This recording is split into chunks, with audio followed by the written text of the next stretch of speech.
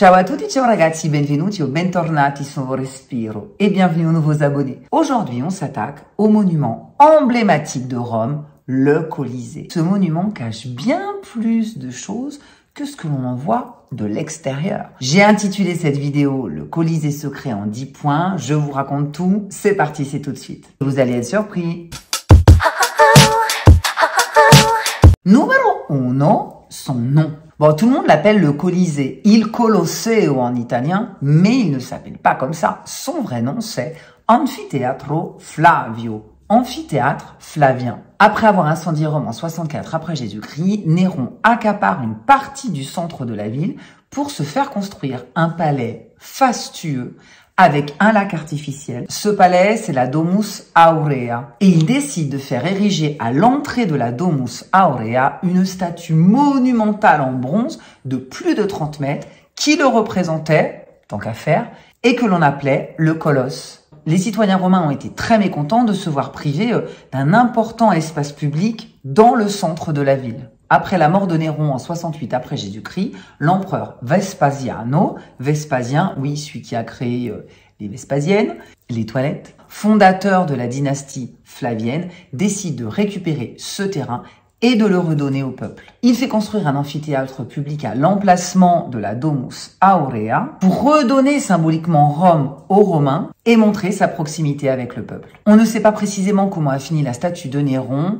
mais son surnom, le Colosse, il Colosseo, a continué d'être associé à l'amphithéâtre construit à proximité. Numéro 2, ses caractéristiques. Cet amphithéâtre est construit entre 70 et 80 après Jésus-Christ, sous 2 empereurs, Vespasien et Titus. Il a une capacité d'accueil de 50 000 à 80 000 places, ce qui en fait le théâtre romain le plus important qui ait jamais été construit. Il mesure environ 180 mètres de long, 156 mètres de large et 48 mètres de hauteur, car il était conçu pour dominer le paysage de Rome et impressionner quiconque le voyait. Il est construit en pierre de travertin, en tuf et en briques, et il est constitué de 4 niveaux avec des colonnes et des chapiteaux différents, doriques, ioniques, corinthiens. 80 arcades où étaient nichées à l'origine des statues. Le Colisée était équipé d'ingénieux systèmes qui permettaient de faire entrer et sortir la foule de manière fluide. Hormis les combats de gladiateurs, savez-vous qu'il y avait aussi des reconstitutions de chasse d'animaux sauvages ? Numéro 3, le prix et les places. L'entrée était gratuite, les spectateurs rentraient par les 76 arches où il y avait des numéros sculptés dans la pierre teints en rouge. 29 sont encore visibles aujourd'hui dans la partie sud du monument. Les spectateurs suivaient des parcours qui étaient indiqués sur les arches internes et qui étaient aussi reportés sur une scheda, sur une fiche, on va dire, que possédait le capofamiglia, le chef de famille. Bien entendu, l'attribution des places suivait des critères hiérarchiques. Les meilleures places étaient réservées aux sénateurs, au plus près de l'arène. Derrière, on avait les cavaliers et sur les 2 derniers étages, on avait les catégories sociales les moins élevées. Les moins bonnes places se trouvaient sur le portique en colonne qui entoure la cavea. Les moins bonnes car elles offraient peu de visibilité et elles n'étaient pas faciles d'accès. Bon, c'est sûr, les places impériales offraient la meilleure vue. Numéro 4. Des tunnels cachés pour les spectateurs. Les empereurs et les citoyens importants de Rome ne se mélangeaient pas à la plèbe, aux spectateurs ordinaires. Il y avait donc des tunnels cachés et des passages privés qui permettaient aux personnalités de haut rang, comme l'empereur par exemple, d'entrer et de sortir sans être vus. Numéro 5, son velum. Le velum, c'est une immense toile qui était déployée pour protéger les spectateurs du soleil. Évidemment, le soleil et les rayons lumineux étaient le principal obstacle pour profiter du spectacle. On sait que le velum était teinté de couleurs vives, du rouge, du vert, du jaune, qui servait un petit peu de filtre par rapport au soleil et qui permettait de créer une atmosphère feutrée au sein de l'amphithéâtre. Numéro 6, les nomachis. Qu'est-ce que c'est que ce truc? Les premiers spectacles donnés au Colisée comportaient des nomachis. Ce sont des batailles navales. Ils sont fous, ces Romains. Ces reconstitutions de batailles miniatures symbolisaient la domination maritime de Rome. L'arène pouvait être inondée par un ingénieux système hydraulique, mais les historiens s'accordent pour dire que ça n'a duré qu'une petite période. Car rapidement, l'arène fut aménagée avec l'hypogée. Numéro 7, les hypogées. Sous l'arène principale se trouvait un vaste réseau de galeries que l'on appelle hypogées, hypogeo, comportant des couloirs, des cages et des trappes dissimulées.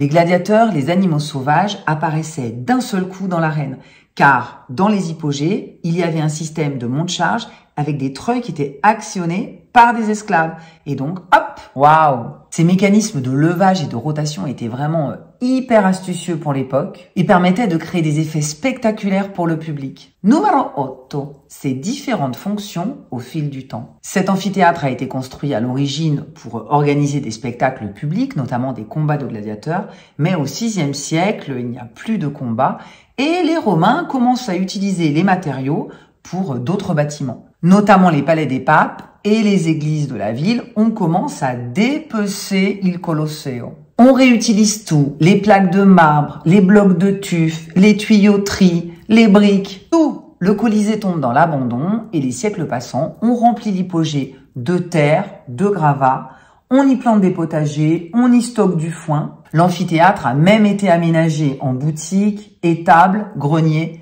et habitation aussi.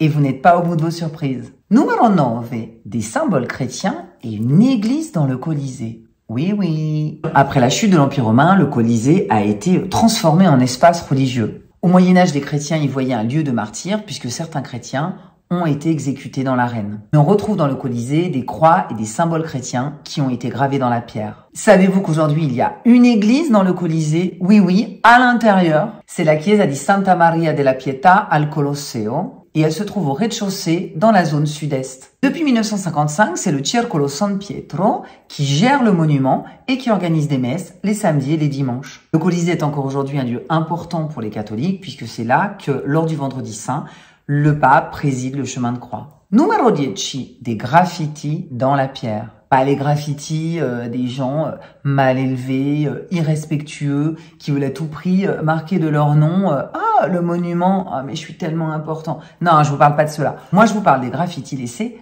par les gladiateurs eux-mêmes. Ce sont des graffitis qui sont visibles au Museo del Colosseo et ces inscriptions racontent des bribes de leur vie et parfois même leur peur face au combat qu'ils devaient mener.